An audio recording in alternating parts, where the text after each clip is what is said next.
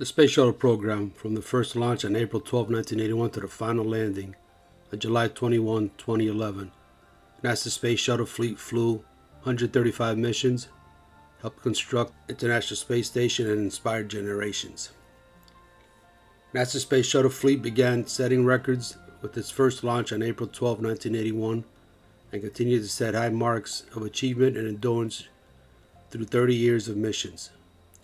Starting with the orbiters in order of production from Columbia and continuing on to Challenger, Discovery, Atlantis, and last was Endeavour. The spacecraft has carried people into orbit repeatedly, launched and recovered, repaired satellites, conducted cutting-edge research, and built the largest structure in space, the International Space Station.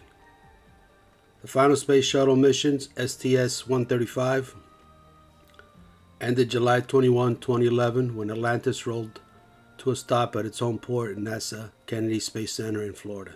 The Space Shuttle is the world's first reusable spacecraft, launched like a rocket, orbited like a spacecraft, and landed like an airplane. It was comprised of the orbiter, the main engines, the external tanks, and the solid rocket booster. The Space Shuttle was the first reusable spacecraft and first spacecraft in history that can carry large satellites both to and from orbit. An early Space Shuttle Orbiter, the Enterprise, never flew into space. It was named after the spaceship Enterprise on the very popular 1960s TV show Star Trek. The Orbiter Enterprise was designated OV-101.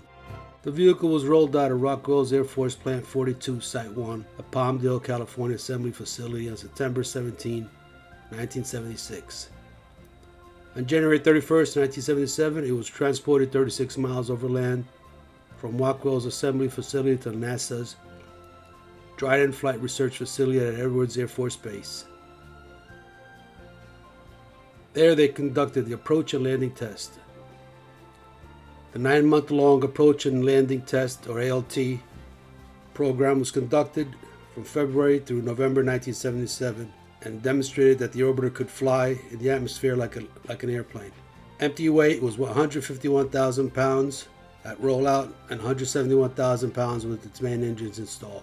Two NASA astronaut crews, Fred Hayes and Gordon Fullerton, and Joe Engle and Dick Truly, took turns flying the 151,000-pound spacecraft to free flight landings.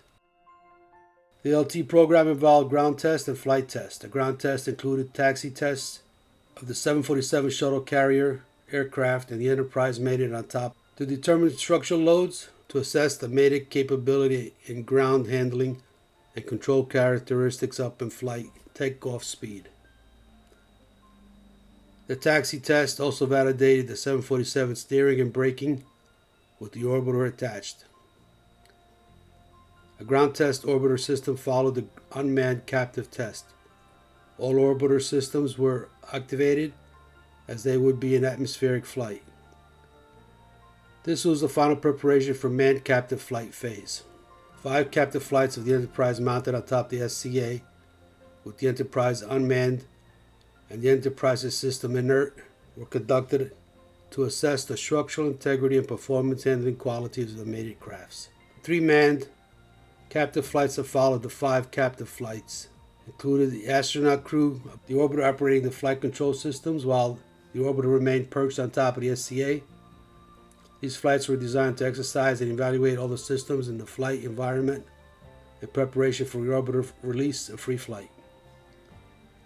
They included the flutter test of the mated craft at low and high speeds, a separation trajectory test, and a dress rehearsal for the first orbiter free flight.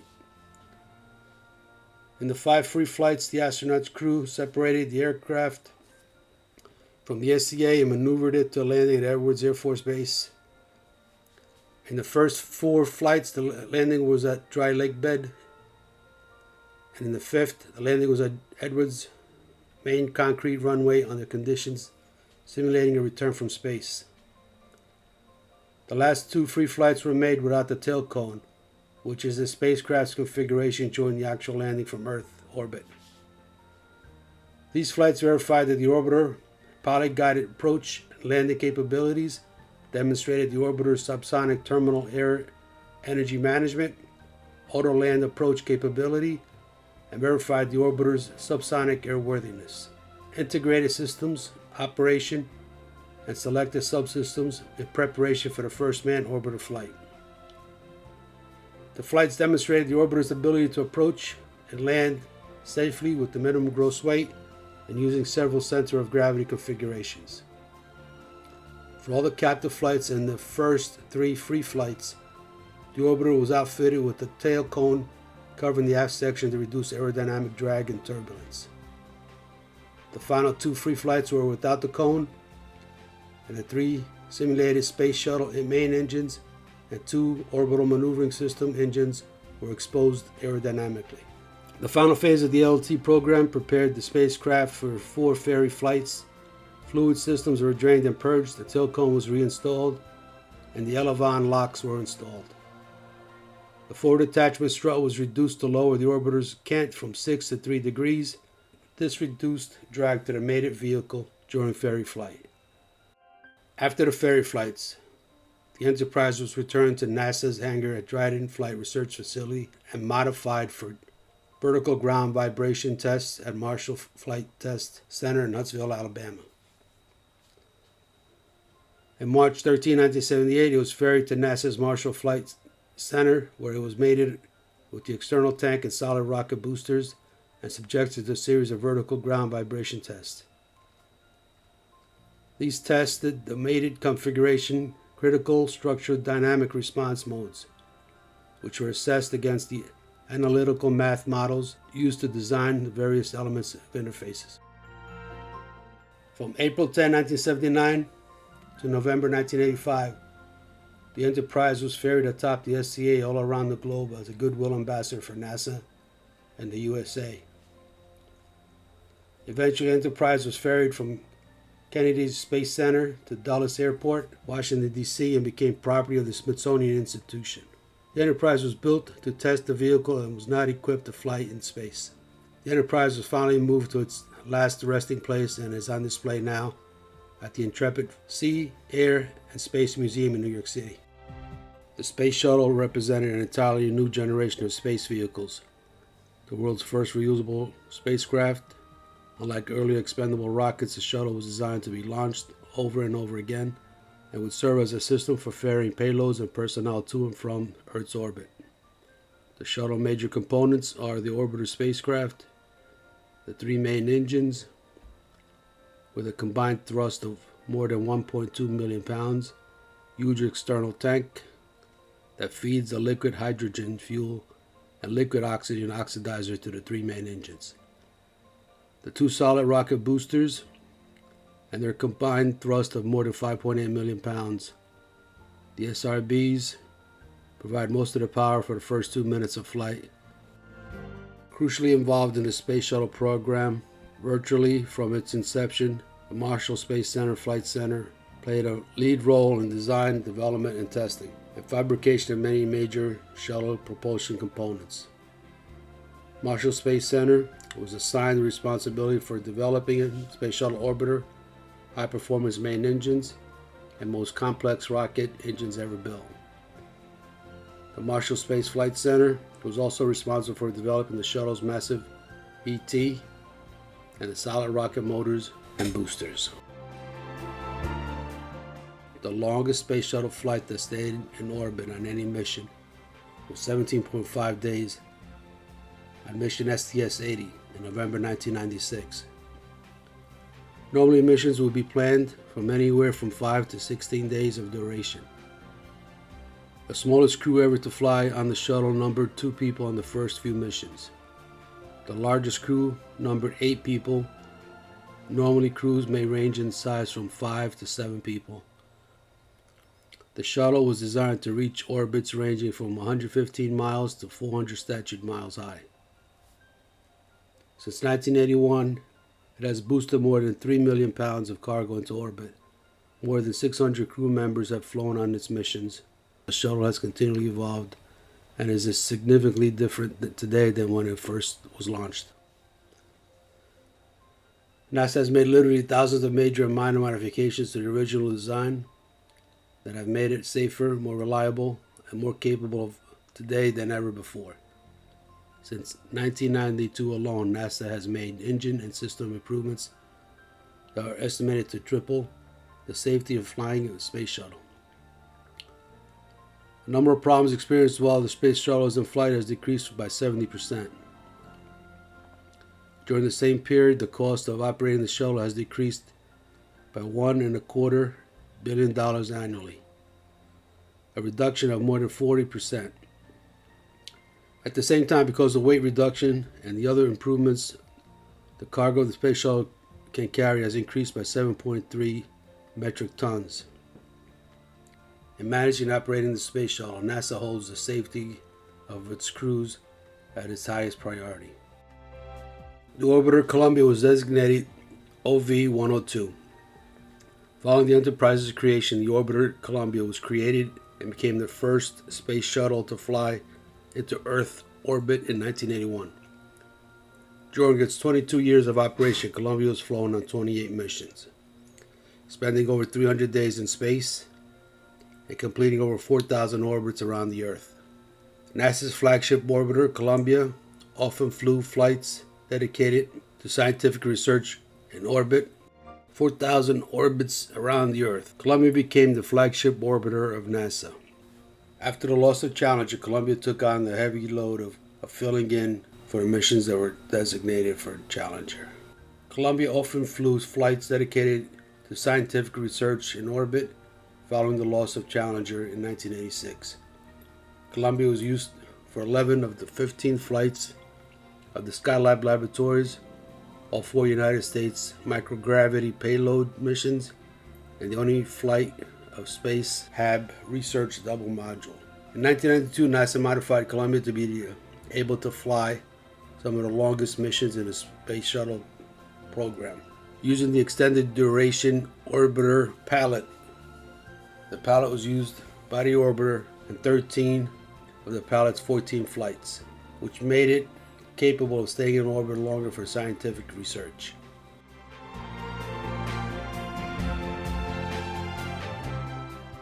Columbia was lost in its return flight in 2003. My crew and I were tasked with assisting in the recovery effort. We flew United States Air Force medical personnel from LaGuardia Air Force Base, New Jersey, and 7 aluminum pressure-sealed transportation caskets from Dover Air Force Base, Delaware, down to Kennedy Space Center in Florida. We loaded up NASA engineers and recovery personnel and continued down to Barksdale Air Force Base, Louisiana, to offload some of their search and recovery crews and supplies, and some were offloaded at Dallas-Fort Worth International Airport in Texas. My full story of the events of those days and my involvement is linked to my other YouTube video below.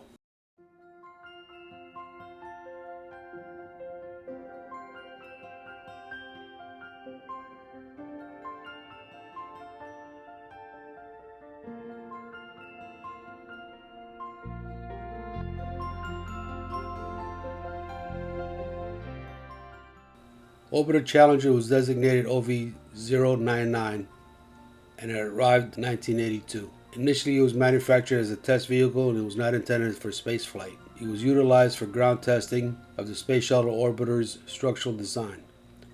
However, after NASA found that their original plan to upgrade Enterprise for spaceflight would be more expensive than upgrading Challenger, the orbiter was pressed into operational service in the Space Shuttle program.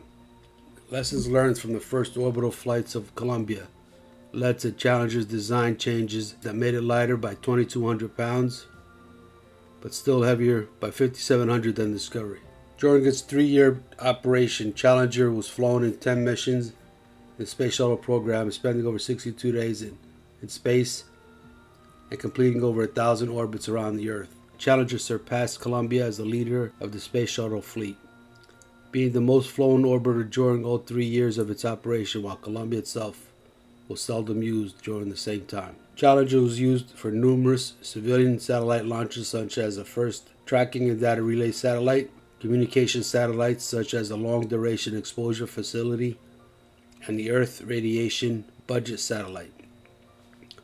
It was also used as a test bed for the Manned Maneuvering Unit, and served as a platform to repair a malfunctioning Solar Max telescope. In addition, 3 consecutive Space Lab missions were conducted with the orbiter in 1985, one of which being the first German crewed spaceflight mission.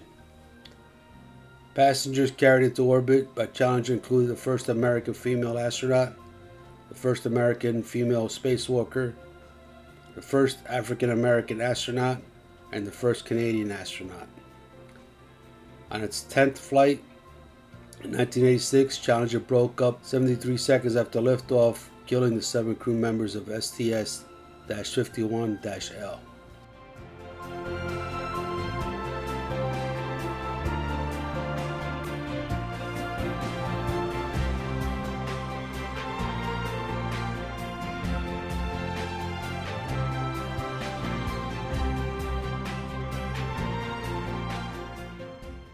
Orbiter Discovery, designated OV-103, was NASA's 3rd Space Shuttle Orbiter to join the fleet, arriving for the first time at Kennedy Space Center in Florida in November 1983.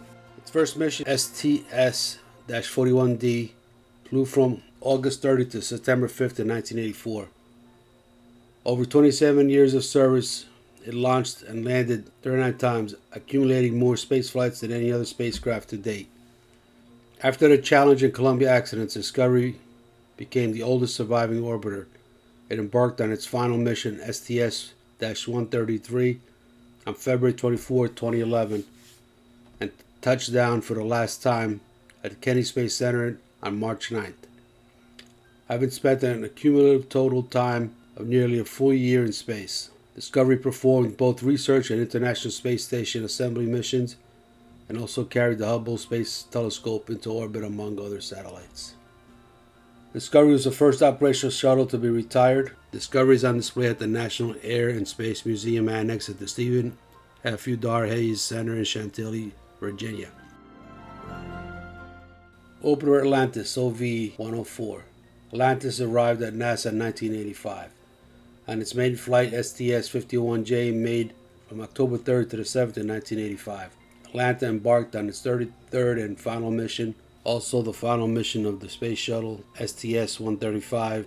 Atlantis landed for the final time at Kennedy Space Center on July 21, 2011. By the end of its final mission, Atlantis had orbited the Earth a total of 4,848 times, traveling nearly 126 million miles, which is more than 525 times the distance between Earth and the Moon. Atlantis is on display at the Kennedy Space Center Visitors Complex in Merritt Island, Florida. Endeavour was designated 0V-105. Endeavour was built as a replacement for Challenger in 1991. It embarked on its first mission, STS-49, in May 1992, and the 25th and final mission, STS-134, in May 2011. STS-134 was expected to be the final mission of the Space Shuttle program, but with the authorization of STS-135, the United States Congress, Atlantis became the last shuttle to fly. The United States Congress approved the construction of Endeavour in 1987 to replace the Space Shuttle Challenger, which was destroyed in 1986. NASA chose on cost grounds to build much of Endeavour from spare parts rather than refitting the Space Shuttle Enterprise, and used the structural spares built during the construction of Discovery and Atlantis in its final assembly. Endeavour landed at Kennedy Space Center on June 1, 2011, completing its final mission. It was the 25th night landing of the shuttle over its flight career. Endeavour flew over 123 million miles and spent 299 days in space.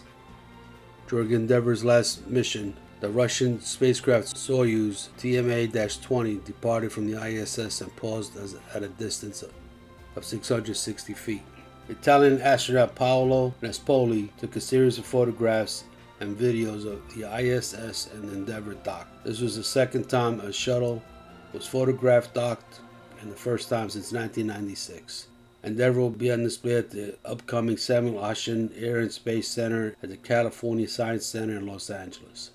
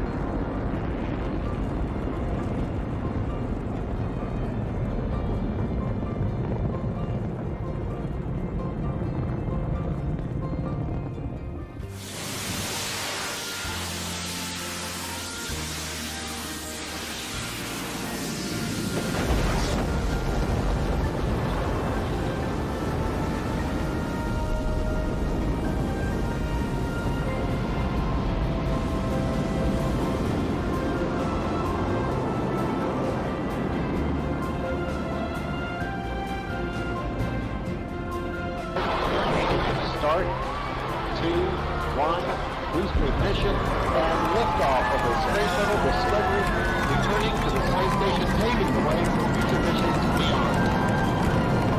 Wait for that.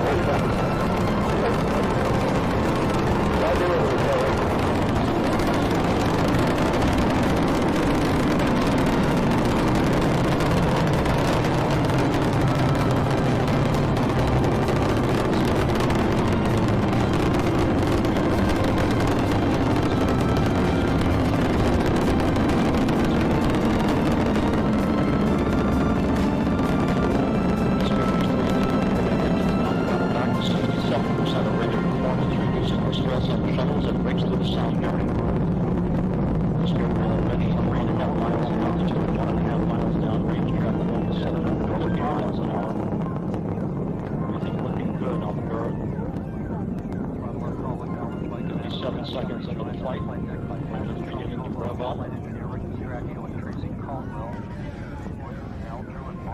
Standing by for the throttle up call from Capcom Steve Frey. Everything can go and throttle up. Go and throttle up. Throttle up, throttle down by Commander Steve Lindsay.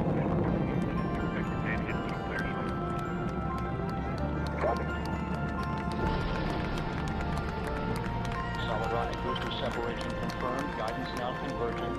Discovery's onboard computers commanding the main engine nozzles to swivel, aiming the shuttle for its precise target in space for main engine cutoff.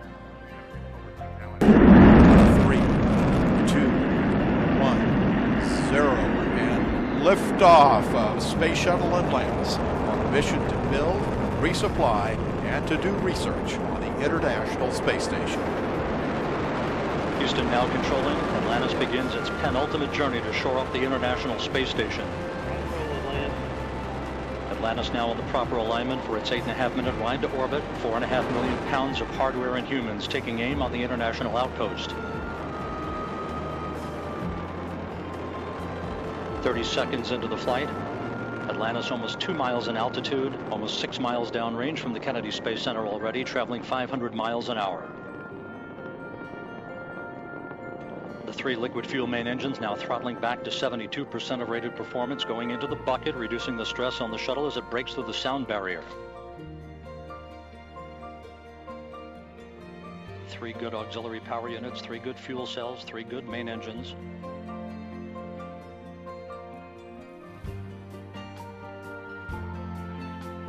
One minute, 50 seconds into the flight.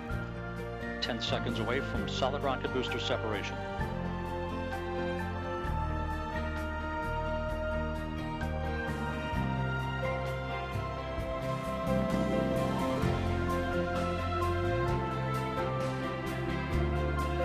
Booster officer confirms staging a good solid rocket booster separation. Guidance now converging. Atlantis steering into the center lane of Highway 129 en route to the International Space Station. 2 minutes, 20 seconds into the flight, 34 miles in altitude, 48 miles downrange. Atlantis traveling 3,200 miles an hour.